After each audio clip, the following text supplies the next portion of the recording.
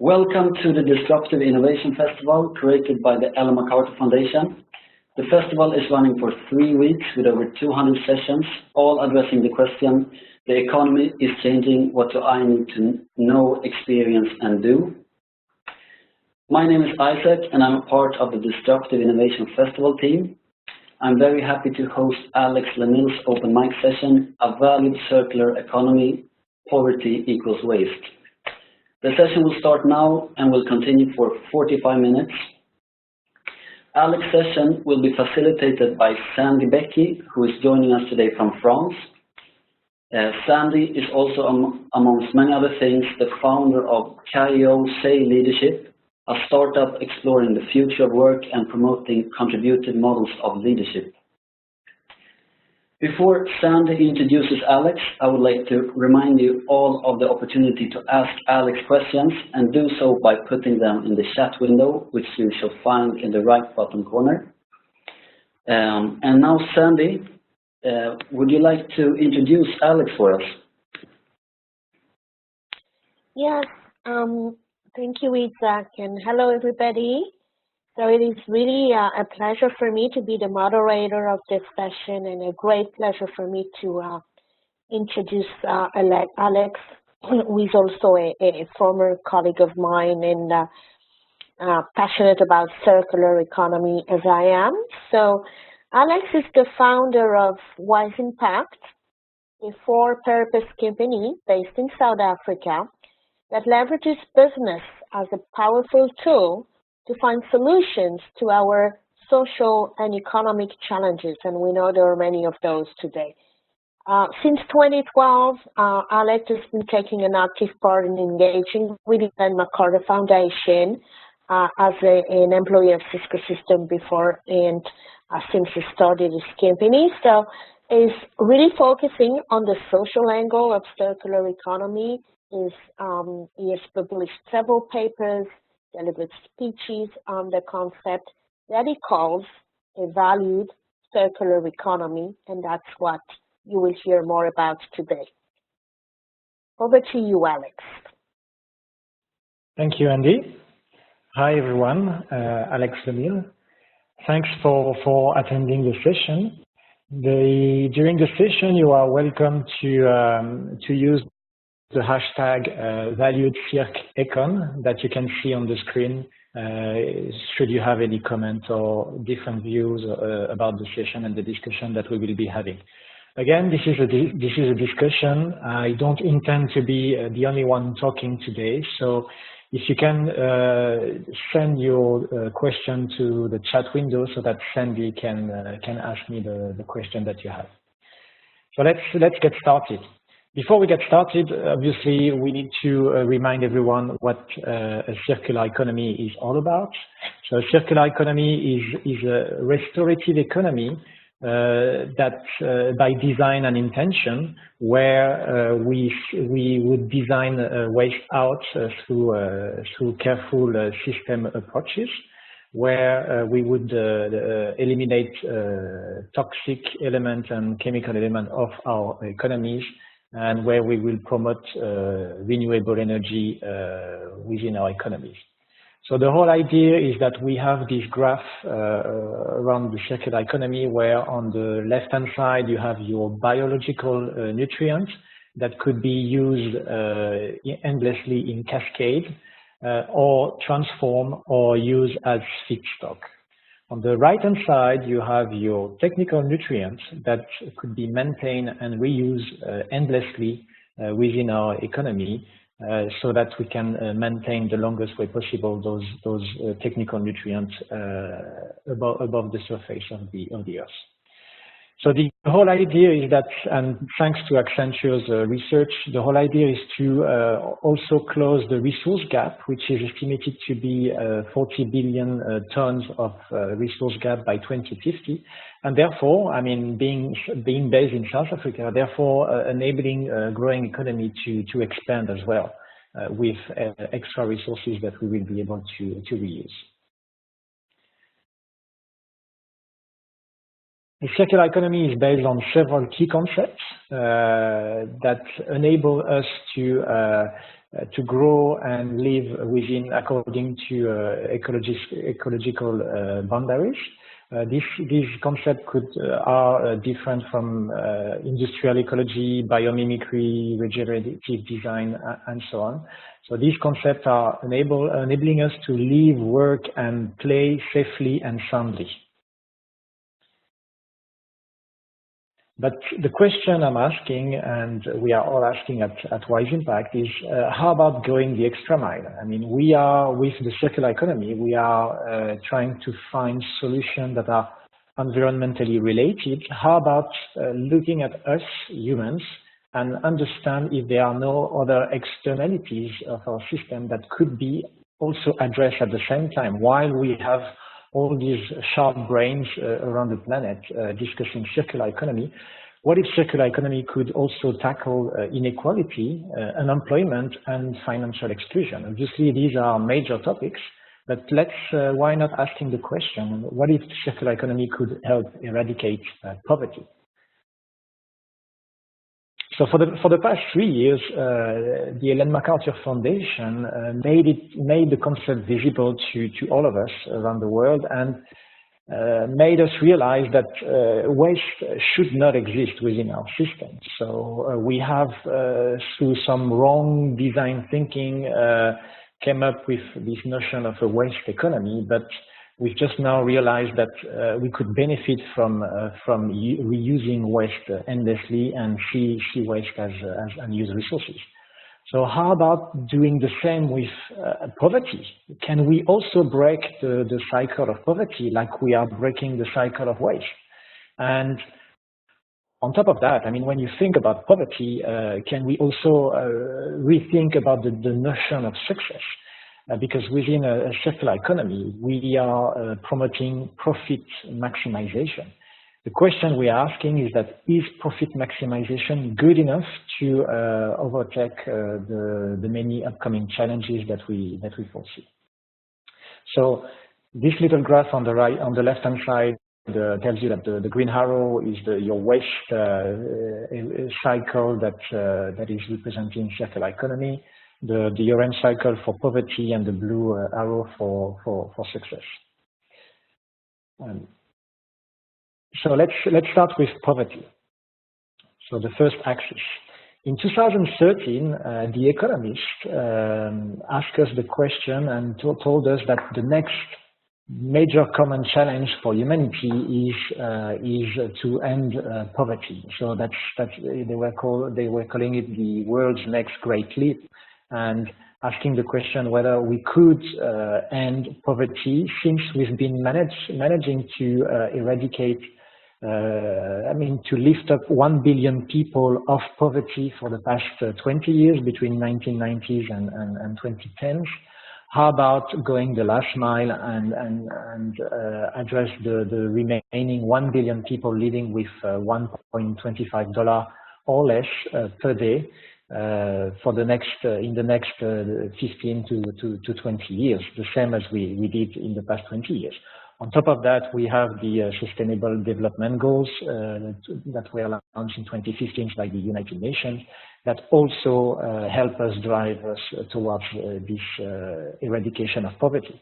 But the question again we are asking is that, is our current linear economy helping us to tackle this last 1 billion people living under $1.25 a day?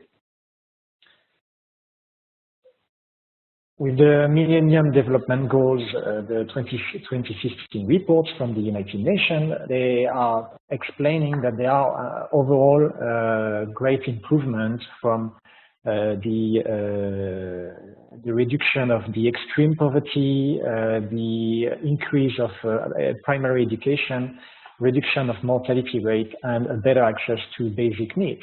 But one should not fool ourselves with a growing and expanding population. These kind of challenges will keep on coming back to our systems, and this is a long-term issues that needs to be addressed. So the question is that, can we, with another economic approach, accelerate this pace? So we are looking at waste as being non-existent in a circular economy. So the idea is to say, how about using circular economy and using the principle of circular economy to also address the zero poverty objective. With a better design economy, we are managing to see waste as unused resources. So how about seeing poverty as well as the result of a wrongly designed economy and system? So how about claiming that, like waste, poverty is an externality of our economy, and like waste, poverty should be designed out of our systems. So it's no longer a question of the haves and versus the have-nots in the economy. It's more a question of are we going to build an economy of being, moving away from ownership and individualism. So let us look at this presentation was meant to have some animation, so I'm trying to have you focus on where I am right now. So let us look at the waste cycle, where our linear economy of take, make, and dispose has been creating this waste economy, where we have generated what we call externalities, i.e. air pollution, waste, toxicity, and the overall climate change. In the poverty cycle, we have this the same perpetual movement that we see in linear economy, which is equality, inability, and inaccessibility. And this cycle generates what I would call externalities, which are unemployment, inequality, fictitious capital, and lack of access.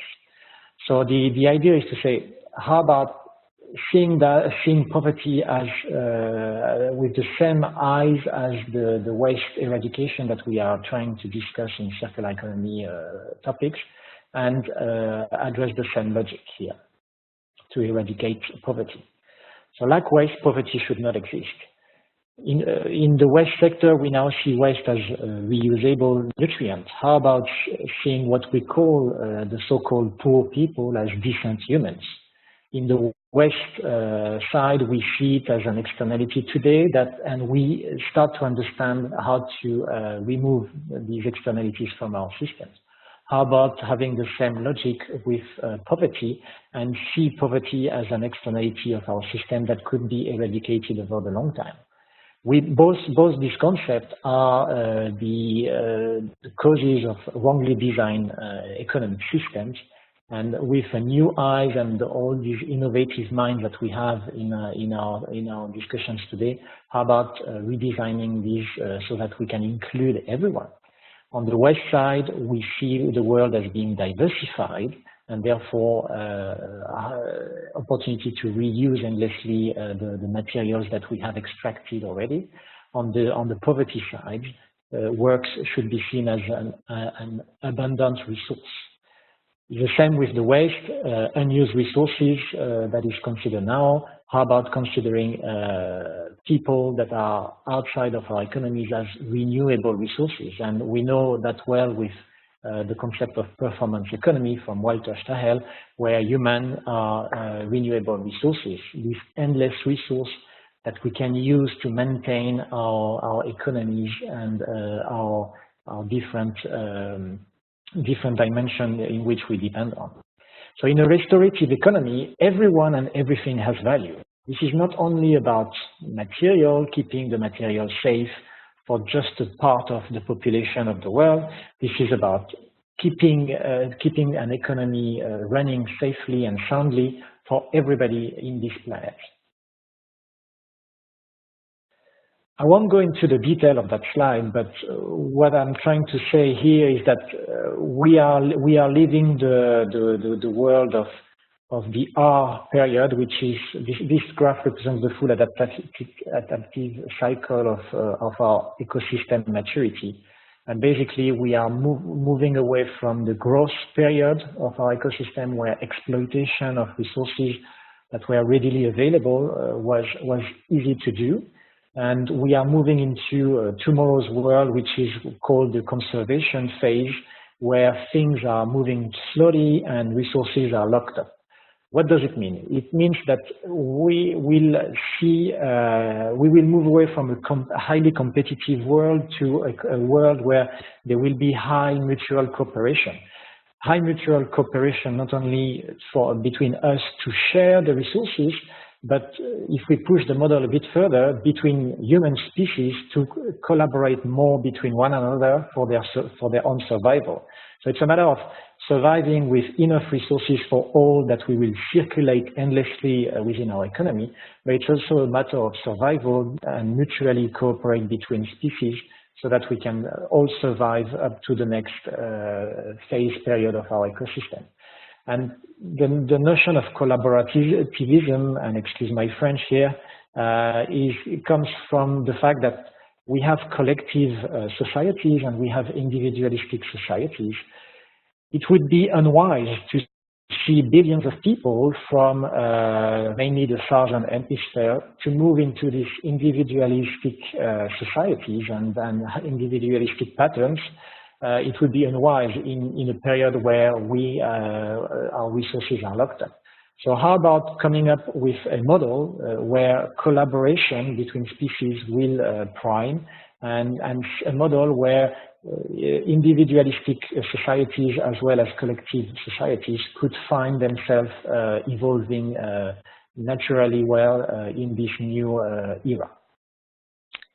Alex, I'd like to interrupt you a little bit here because I think that you really raised some questions from the audience in really positioning poverty as an externality of the linear system that really needs to be designed out of the system. And I've got an interesting question regarding our education system. So Caroline is asking whether the education system, would you agree that that could be a part of the problem, that it's poorly designed and therefore generates a lot of waste in the form of underqualified and inappropriately skilled people? So what is your view on that? Yeah. This is about the notion of unequal access to education. Is a subdivision of your inequality approach. Where there are people on the planet that have great access to health, education, and the likes, because either you are in a functioning country or in a functioning government, and therefore you have a better access to this kind of services that should be available and made as well free to most of us, because access to education is a prime need.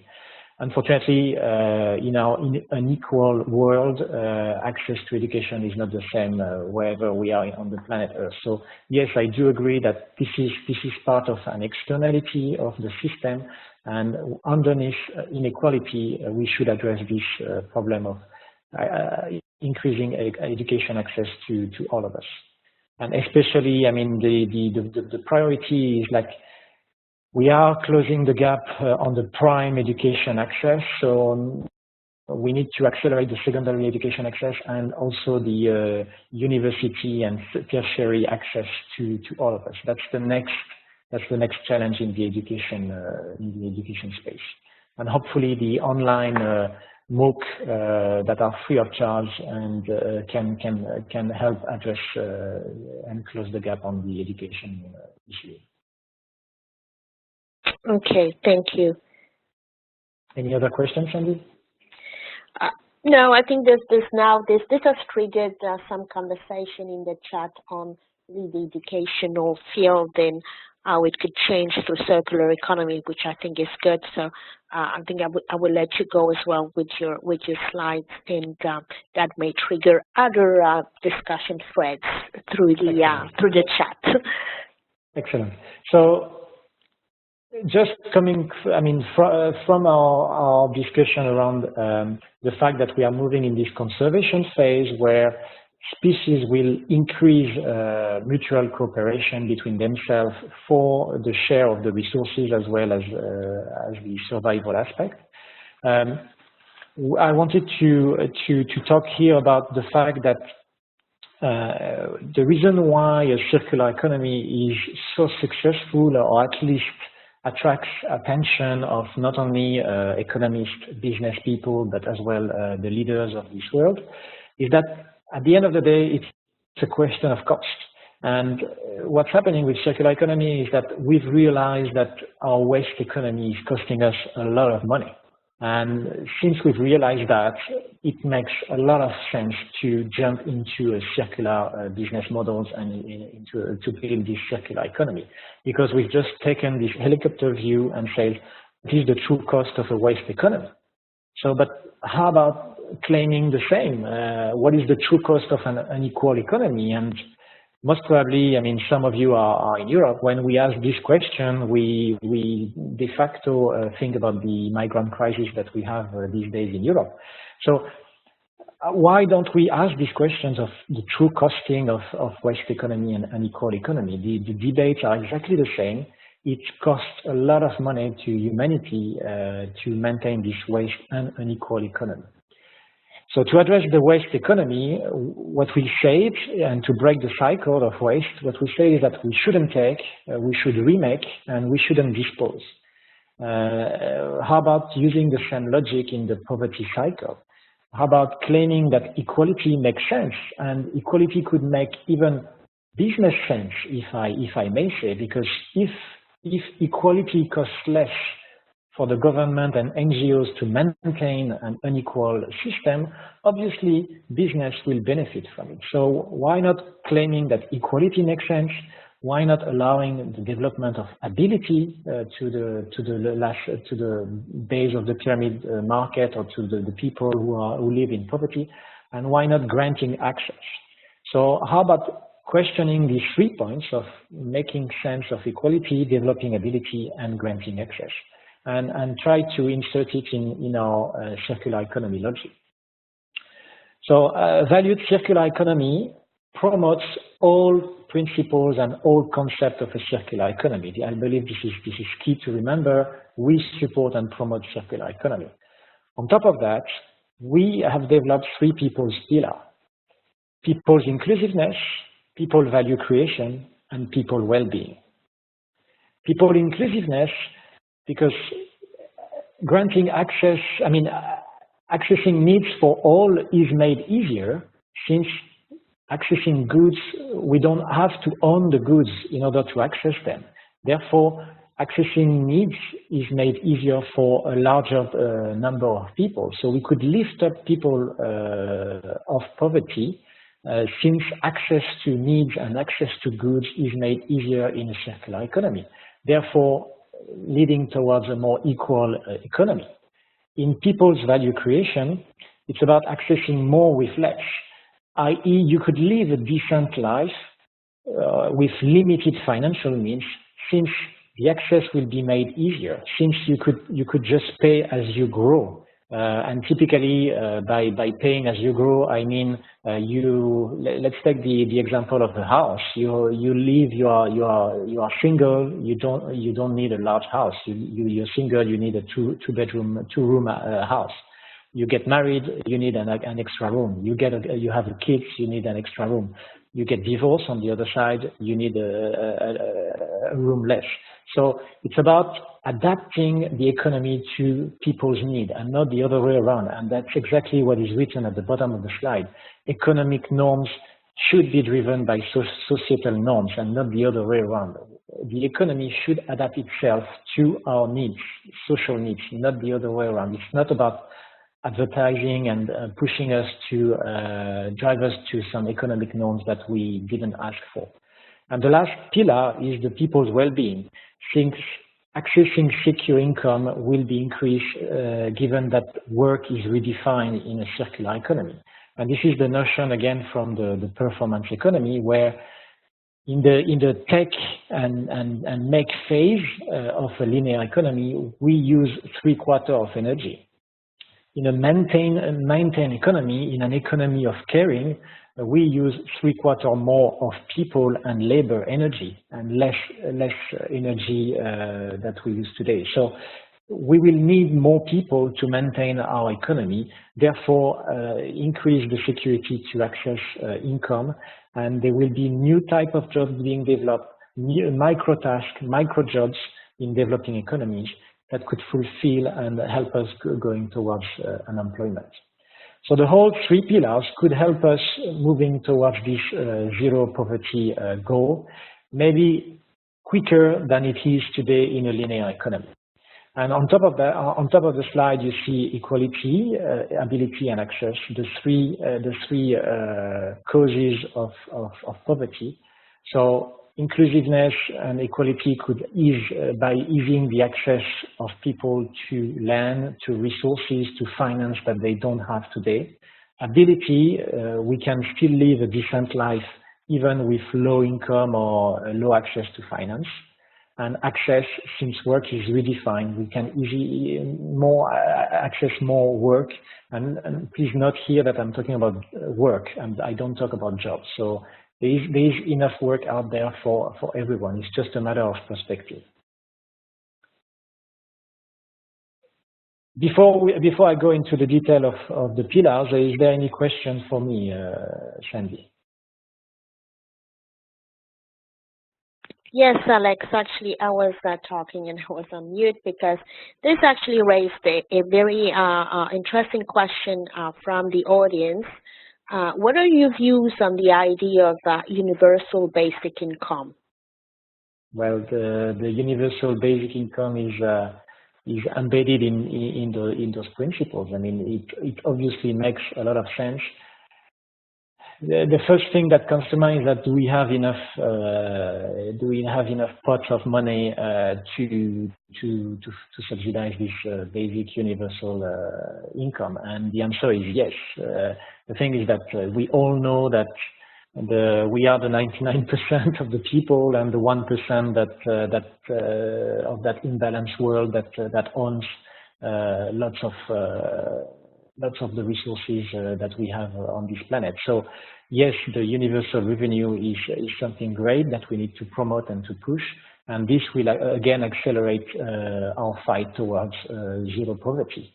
And again, zero poverty is doable. I had some discussion last week on LinkedIn about that. It's again a matter of perspective, but in our linear economy, we tend to see some of these patterns like being inachievable. But if we change the dynamic, and the same way as we change the dynamic with circular economy, we could see a way out of poverty, and we could design poverty out, making business sense. Because remember that we are talking about an economy, and we are talking about shifting this economy in such a way that this kind of externality no longer exists and benefits all of us, generates even more business for everybody, since it's about creating work, it's about accessing a decent life, and it's about an ease of access to our economic model. And if I may, I'd like to also use one of the questions coming from the chat, where it is about actually financing such a new economy as how credit should evolve, like how what value should we see behind credit instead of just financialization of credit? Would that be needed for this a society, a circular economy where we would still need to generate growth? If I may, Sandy, if I may answer this question once we cover the part of value as a reference, that would be great. If the person asking the question, if the person asking the question can come back to us at the end of the second part of my presentation to confirm whether or not I have answered a question or his question. Yes, sure. Yeah, we'll park that one and come back to it. Thanks. Great. So let's dig in those three pillars in more details, if I may. The first pillar, accessing needs for all. Well, in a linear economy, ownership primes. How about in a circular economy, coming up with an, excuse my French again here, but an accessorship model that takes many shapes, where we promote access over ownership. Today, ownership primes, but it makes us, it develops a more material economy, whereas we are moving away from an economy of being. Accessorship could move us away from ownership. In a linear economy, there is low or or no collaboration between species, except in survival markets. In a circular economy, there is a much more higher collaboration between species, i.e. to survive as a group. In a linear economy, access is scarce, access to land, access to resources, access to finance.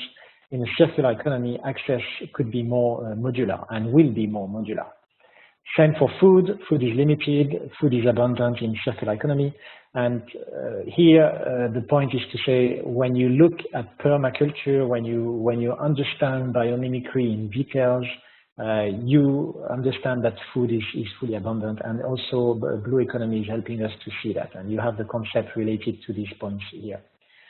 And lastly, there is no or low resilience in a linear economy, whereas there is a much higher resilience in a circular economy with fewer life shocks, because life shocks are also one of the major causes of keeping people in poverty. Obviously, fewer life shocks. We all know about the upcoming climate change shocks. That's unfortunately part of the process.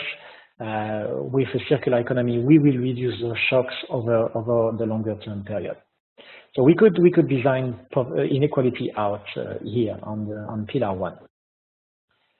Pillar 2, accessing more with less. So it's more related to finance, more related to the fact that I can just access and pay as moving from pay to own in a linear economy to a pay to access in a circular economy. Moving from own now, pay later, our credit societies, to pay as you grow. So like the example of the house that I was just explaining a bit earlier. Linear economy is a product-based economy versus a customized solution-based economy in a circular economy, where you can easily custom solutions that are affordable for every one of us. A quick example here is our washing machine example that we use a lot in circular economy.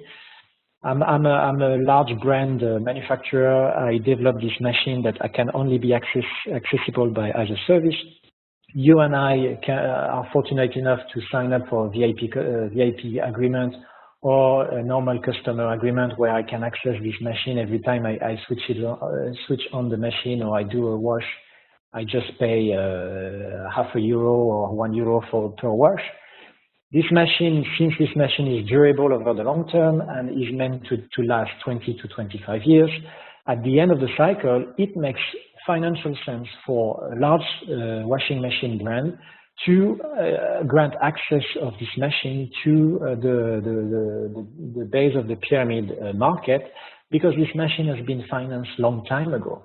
So it's no longer a matter of how much money am I going to make on these devices. It still makes sense to have these devices shared in the market because it's been financed already. And lastly, access to finance is difficult with high barriers in a linear economy, versus access to finance is progressive in a circular economy, and just the example that I just mentioned. So we could as well lead towards designing financial exclusion out if, again, we design this circular economy accurately and with enough care. Last pillar, before we move into the second part of the presentation, is accessing secure income. So the point here on the linear economy, where we have moved into that economy of service, and therefore we have shifted the factory tools that has been delocalized in some specific area of the globe. And with the remanufacturing, there is hope of seeing the relocalization of our factory web, which is much closer to the people, therefore providing a better job, easy to access job to the people. And this notion comes as well from the spatial mismatch from the sociologist William Wilson, who is saying that spatial mismatch I've seen, I mean, the service economy have seen the depletion of work and job in developed economies for other factory economies. And therefore, this spatial mismatch could be reorganized by the remanufacturing of goods that enter our market and could be remanufactured, customized for the market needs.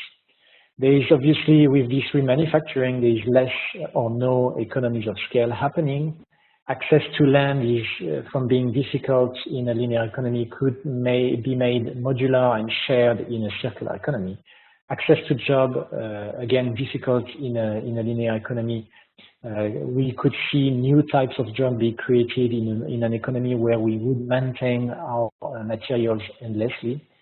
And also the notion of work being versatile and adaptable from the performance economy, Walter Stahel again, and the tax shift creating abundance of work, where we would tax less or not tax labor, but we would tax what is not desirable in our economy, and also help to create new jobs in this new circular economy. Is there any question before I move on to the next slide, Shanji? Yes, as we're talking about jobs, employment, I mean, we know that the power of the business world as a driving change force is huge. What would be one thing that the business world could do to support the valued circular economy, to sort of get it started and implemented? Well, the business world, I mean, in the banking and finance world, I mean, there was this report from ING that was explaining that the finance world will shift its financing tool towards the maintaining of those equipment with the producer and shifting the finance that's possible. The same thing could happen with lifting up these billions of people off poverty by granting them access to material more easily in a new living forms, new forms of services that is adapted to this last 1 trillion. It's valued at $1 trillion market, the base of the pyramid market. Obviously, everything that I said, ease of access to land with a modular and shared model. In the maintained economy, obviously, the business will create new types of jobs. The government themselves could lift up tax on labor in order to unleash this work versatility and adaptability to those people. So it's not only businesses, it's government, it's all entities that, while embracing circular economy, they could unleash these access to work, access to land, access to finance in a more modular way that could accelerate that shift towards the ending poverty. And as we're talking really, Alex, as a combined effort, there is a question here from the audience, which is really about how countries, developing countries, how soon or how well we can anticipate them to understand the circular economy concept and implementation, where actually in the developed world, in our industrialized country, it's just starting to pick up, and it's sort of starting to, I mean, we're starting to understand the potential, the positive potential of circular economy. Yeah, thanks for this question, because that's a question that I love a lot, and I believe it comes from our friends from Latin America or even Spain.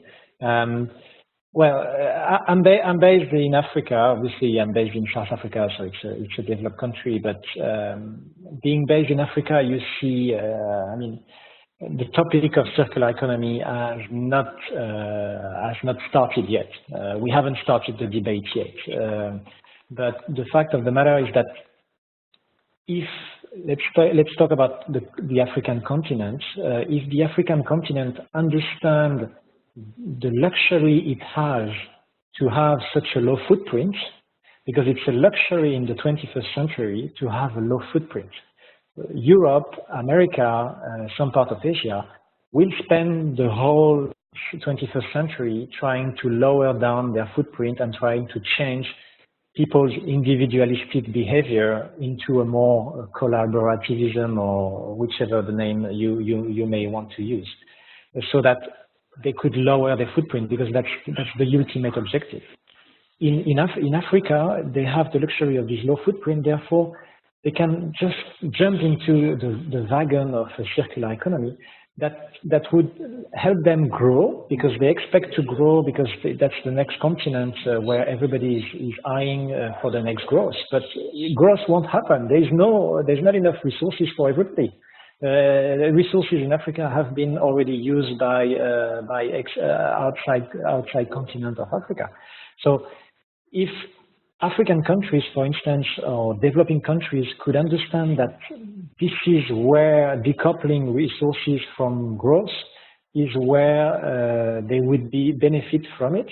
And on top of that, they would also benefit because they have a low footprint. So they don't have to worry much about their footprint. They need to maintain their footprint below the 1.8 global hectare per person, but they can grow following the circular economic principles.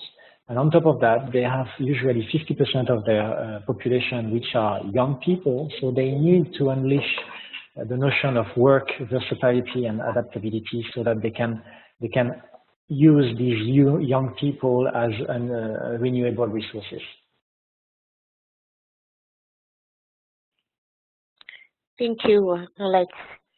I think we've got 15 minutes left, so yes. I'd like to give you some time to carry on with your presentation, and we'll take a few more questions. Okay, I need 8 more minutes. Yeah. So with these 3 pillars, we can come up with a graph which is similar to the circular economy Ellen MacArthur graph, where the external loops are today's situation. Okay, on the left-hand side, you have your equality and ability dimension, and on the right-hand side, you have your access dimension. On the access dimension, we are on the external loop as we speak, because there is low access from people with low income and low access to land, low access to resources, low access to ownership. So it's a ownership priming market.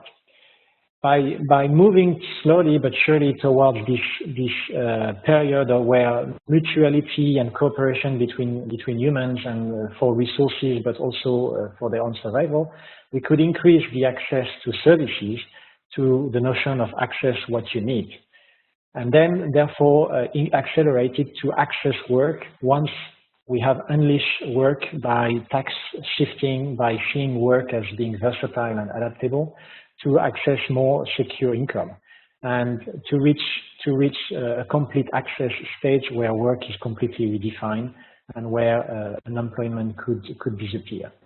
The same goes for the left-hand side of the graph, where we are in this survival economy, where individualism often primes, to a more inclusive economy, where we would move towards this collaborativism, where we would move towards this financial inclusiveness, where access to more services on the spot, on time, as I grow, instead of buying those goods, will be made more available to a lot more people, moving slowly towards this complete state of equality and ability, where we would define new norms and new currency. And this is the question we had about value earlier on. We have not much information about benefits to society of a circular economy and especially a valued circular economy. This is just a short example from what we know today of the impact of a circular economy from the Club of Rome.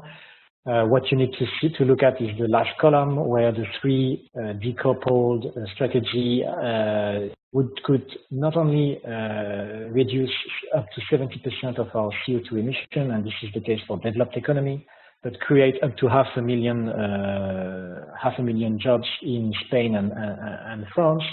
But these decoupling strategies don't take into consideration the work being untaxed and human being seen as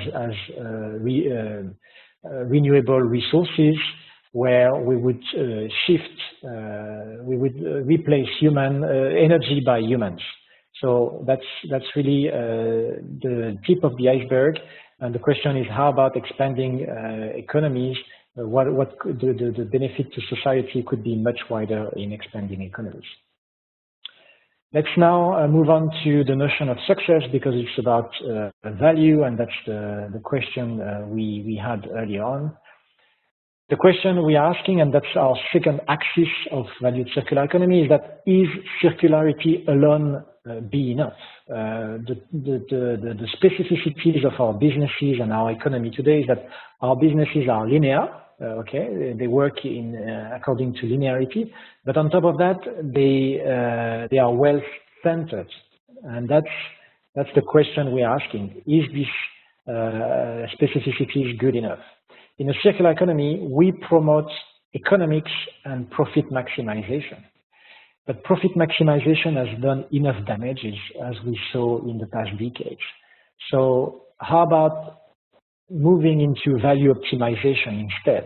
How about redefining the notion of success? Because in a profit maximization world, we might please the economy and give new hopes for the economic engine, but how about the social aspect and the environmental aspect? Are we going to address all the environmental and social challenges in a profit-only maximization approach? So that's the question we are asking. We live in those multidimensional sphere where the economic sphere should be within the societal sphere and the biosphere itself and the environmental sphere in an equilibrium state. Unfortunately, today the economic sphere has taken over the societal sphere and the environmental sphere. So we are in an unstable state, because value is money only. Our current monetary-based system does not recognize overarching values of societal and environmental well-being. So that's a major issue. We live in a world where money is the reference, and we live in a world where decisions are based on money only. So can we redefine the notion of success, the success being value, being all values? A notion of success where we base our decision based on value. Earlier this week, to take a very concrete example, earlier this week, one of the first DIF conference was about robotic, and the gentleman in the session was saying, robotic is great because it's going to generate so much billions of dollars of potential for the market. Typically, in a valued circular economy, if we decide on value only, the robotic era won't fly much, because the robotic era will use and abuse of our resources that can be used for other humans. And typically, if you look at the value in a three-dimensional perspective, we would not take the decision of going into this robotic world, because the robotic world, as in assisting old peoples in their apartment during their retirement, and this kind of assistance to society, whereas we have so much human as renewable resources available out there to do the job.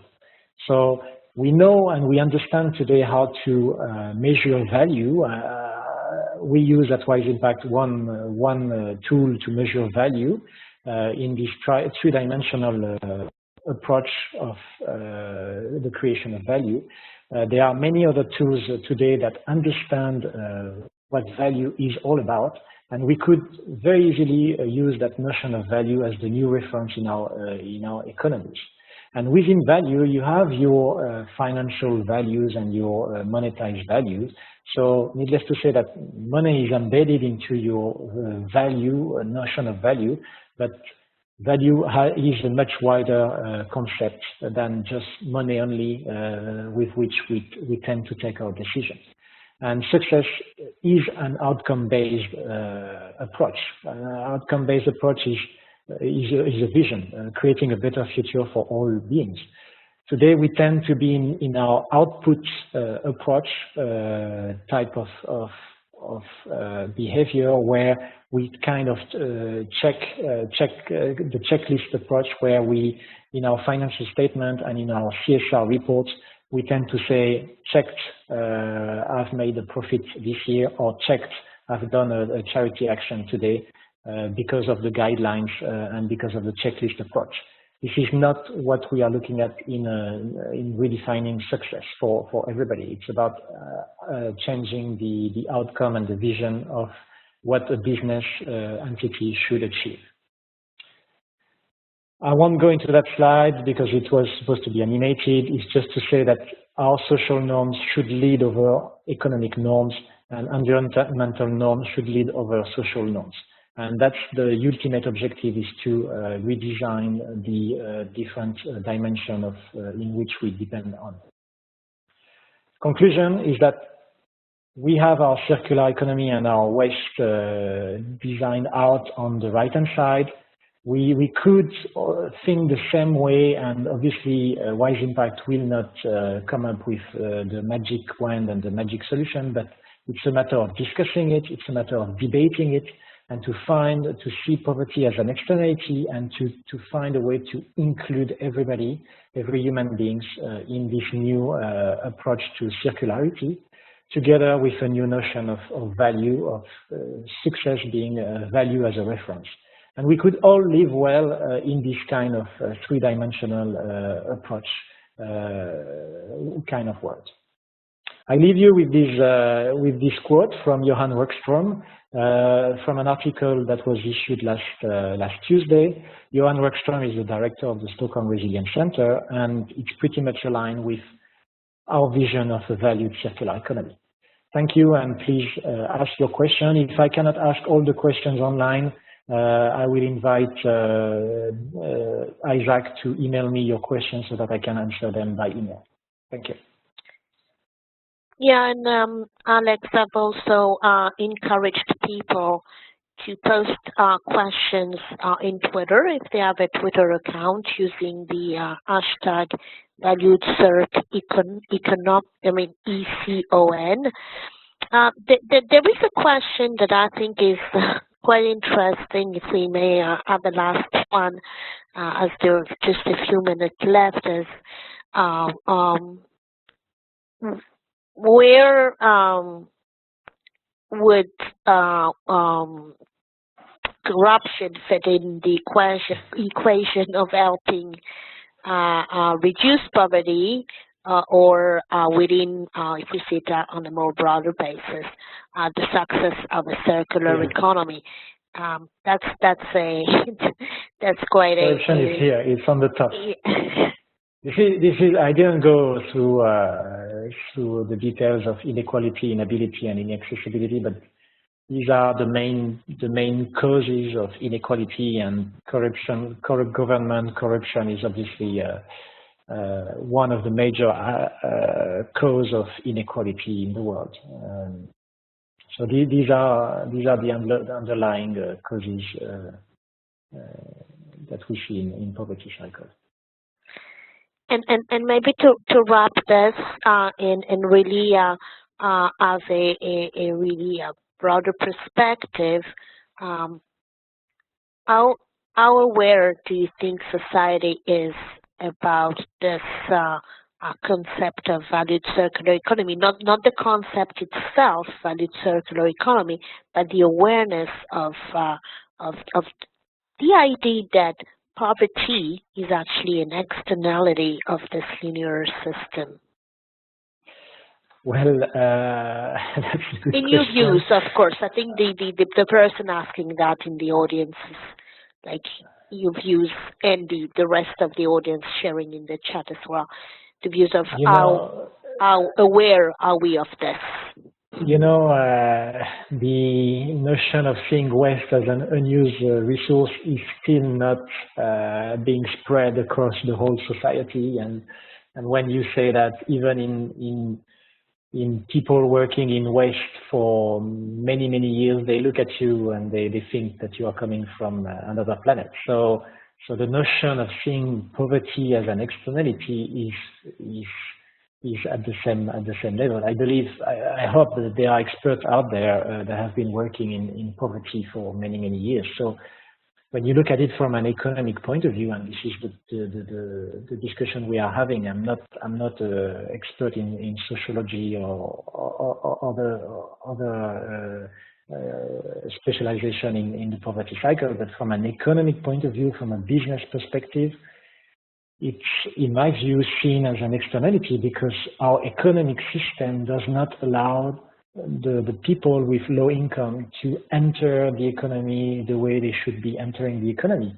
We seem to care more about the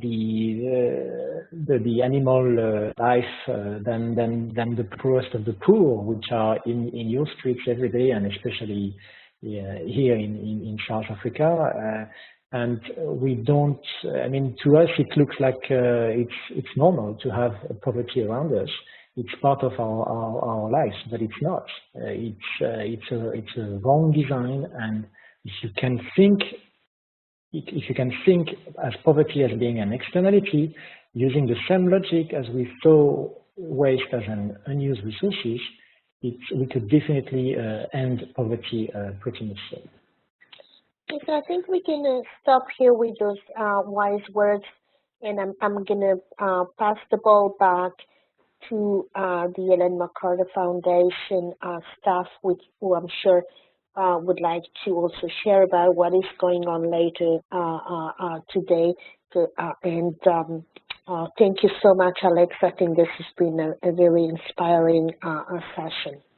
And thank you, everybody, for your active participation in the chat, and carry on the conversation through social media. Okay, thank you so much, Alex and Sandy, for a very interesting session. Thank you also to the audience for your participation and questions. I think how the circular economy can treat poverty is an area that hasn't been discussed enough. And what is actually the true cost of poverty from a systems perspective? I would also like to let you know that Alex is nominated for the award, The Circulars. So I would recommend you to have a look at thecirculars.org, and the link will be posted in the chat window very soon. You can continue the conversation in our cafe area at thinkdif.co. You can also continue the conversation by using #ThinkDiff on Twitter, or by communicating with us through our Twitter handle at @thinkdiff_. And that was it for this session, but we have 9 more coming up today. At 12 o'clock, you can watch the film Biomimicry, which features Janine Benyus, the co-founder of the Biomimicry Institute. At 12:30, you can join the Disruptive Innovation Festival team for a roundup of the best events from this week. And because we will be using the app Blab, you will also have the chance to join in live with us. And if you want to see more of Sandy, she will host her own open mic the 19th of November with the title Model C, Shaping Tomorrow's Workplace Through Circular Economy.